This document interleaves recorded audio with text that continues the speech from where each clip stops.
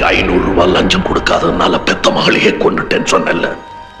இன்னைக்கு 5000 ரூபாய் லஞ்சம் வாங்கிட்டு 40 பேர் கொண்டிருக்க. அத்தனை பேர் குழந்தைங்க. எவ்வளவு பெரிய கொலகாரண்டா நீ. ஒன்ன தாண்டா முதல்ல தீத்து கட்டணும். விளையாடுறீங்களா? நீங்க பெத்த புள்ளப்பானா?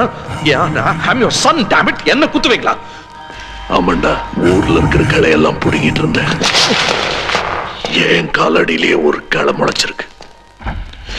என்ன பொறுத்த வரைக்கும் களை தான். ஒன்னு குத்திட்டு தான் மறுவேலை.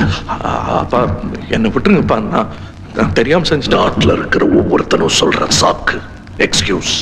தெரியாம செஞ்சுட்டேன். தெரியாம செஞ்சதாடாது.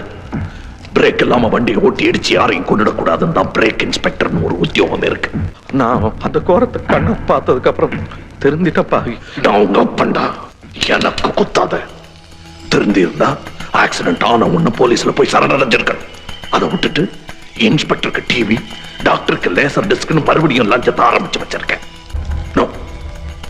நான் விட மாட்டேன். கொஞ்சம் யோசனை பண்ணி பாருங்கப்பா. கல்யாணம் 15 வருஷமா உங்களுக்கு அம்மாவுக்கும் குழந்தை கிடையாது.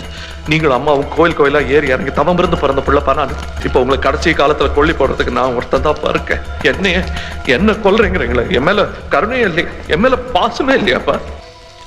இன்ஸ்பெக்டருக்கு கலர் டிவி, பெத்தப்பனுக்கு பாசமா?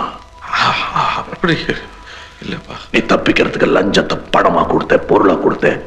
இப்ப பாசமா எனக்கே கொடுக்கறியா? களை இல்ல, விஷச்செடி. இந்த சேனாபதி கோர்ட்ல மன்னிப்பே கிடையாது. மரண தண்டனை தான். எல்லாத்துக்கும் பதில் வச்சிருப்பீங்க நீங்க. You are crazy. கொலை பிடிச்ச பைத்தியம்.